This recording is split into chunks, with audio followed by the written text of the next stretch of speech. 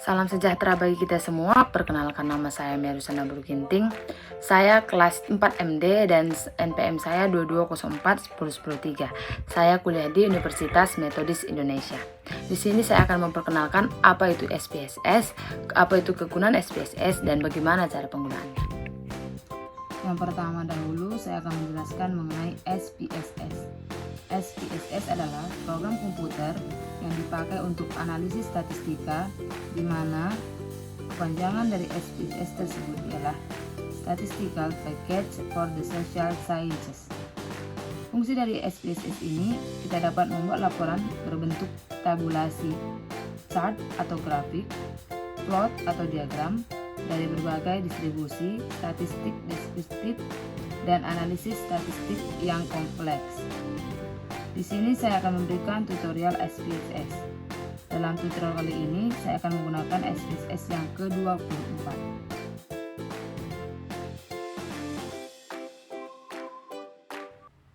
Nah, di sini kita menemukan dua jendela, yaitu data view dan variable view. Pada variable view kita menemukan beberapa kolom, yaitu name, type, width, decimals, label, values, missing, columns, alike, measure, dan terakhir roll. Pada kolom yang pertama kita ketik di kolom name yaitu nama, dan yang kedua kita ketik jenis kelamin, tapi kita singkat aja ya, jadi JK. Yang ketiga kita ketik usia, dan yang keempat program studi, kita singkat aja jadi prodi. Dan yang kelima kita singkat tinggi badan yaitu TB, dan yang keenam kita singkat dari berat badan yaitu BB, dan yang ketujuh kita singkat dari golongan darah yaitu GB.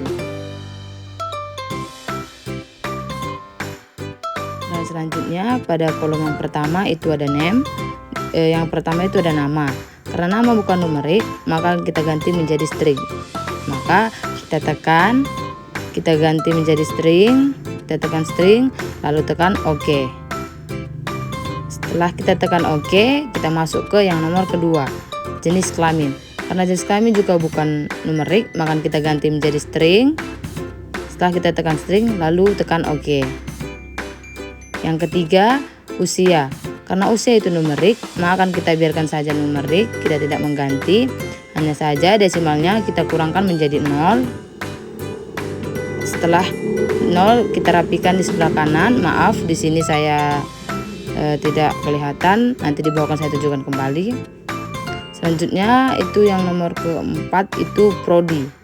Prodi itu, karena prodi itu bukan numerik, akan kita ganti juga menjadi string. Setelah kita ganti menjadi string, kita tekan string, itu karakternya kita ganti menjadi 20. Setelah kita ganti menjadi 20, maka kita tekan OK.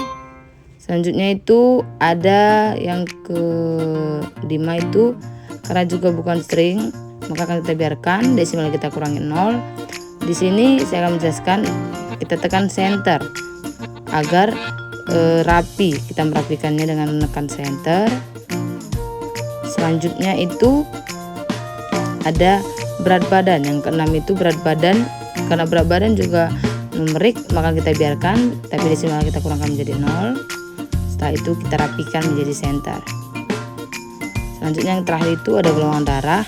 Golongan darah itu juga bukan numerik, maka kita ganti menjadi string. Oke, kita tekan string lalu tekan OK. Dan kita rapikan leaf-nya menjadi center.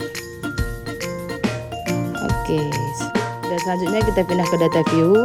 Di sini saya telah mengetik 10 nama yang ingin saya analisis.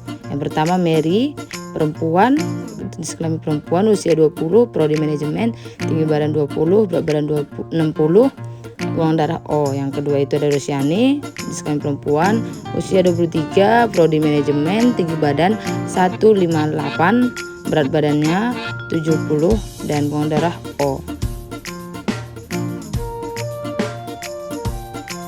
Di situ ada Alda, Roy, Dika, Sera, Ria, Yoga, Gilang, dan Dio.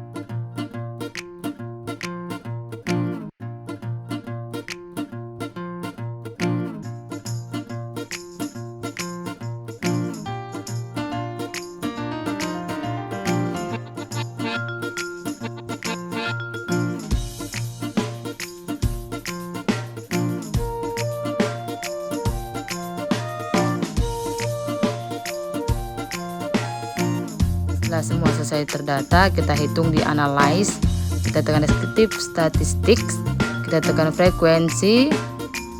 Setelah itu data yang sebelah kiri kita pindahkan ke kanan, contohnya itu nama kita pindahkan ke kanan. Selanjutnya itu jenis kelamin dari kiri kita pindahkan ke kanan, usia juga kita pindahkan dari kiri ke kanan, prodi juga kita pindahkan dari kiri ke kanan, tinggi badan juga kita pindahkan ke kanan, berat badan juga kita pindahkan ke kanan, golongan darah juga kita pindahkan ke kanan. Setelah itu, setelah semua data telah pindahkan ke kanan, kita tekan statistics untuk menghitung, lalu kita tekan min, setelah itu kita tekan median, mode, sum, minimum, maksimum, SI min, STG deviation, French, rank, dan quartiles, dan juga persentil. Karena quartiles dan persentil itu tidak dapat dimasukkan, maka akan kita buang, tidak jadi kita tekan, kita buang persentil dan quartiles. Selanjutnya setelah kita buang, tekan continue.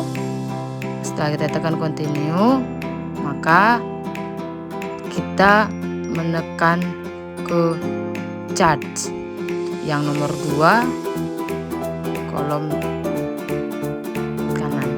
Selanjutnya kita tekan histograms, lalu kita tekan continue. Setelah itu kita tekan OK, maka kita tunggu. Kemudian akan nampak jendela baru. Di sini ada data-data yang telah kita isi tadi. Itu ada nama, jenis kelamin, prodi, dan golongan darah. Maka akan kita lihat data-data yang telah kita kerjakan. Pertama itu ada statistik, kita dapat melihat datanya. Ada frekuensi table, itu ada 10 nama yang kita tulis tadi, yang kita ketik tadi. Itu ada Alda, Dika, Dio, Gilang, Mary, Ria, Rosyani, dan lain-lainnya. Selanjutnya kita akan ke bawah, itu ada jenis kelamin. Itu ada laki-laki berjumlah 5, perempuan berjumlah 5. Jadi totalnya itu ada 10. Selanjutnya usia, itu banyaknya usia sudah tercantum di frekuensi, itu dimana totalnya keseluruhan itu ada 10. Kita dapat melihat berapa saja. Dan selanjutnya kita pindah ke prodi, program studi. Itu ada dokter gigi 1, farmasi 1, kedokteran 1, manajemen 2, pertanian 4, teknik industri 1, dan total keseluruhan itu ada 10. Selanjutnya kita pindah ke bawah, itu ada tinggi badan. Kita dapat melihat data-data tinggi badan. Itu ada, kita bisa melihatnya. Selanjutnya kita pindah ke berat badan.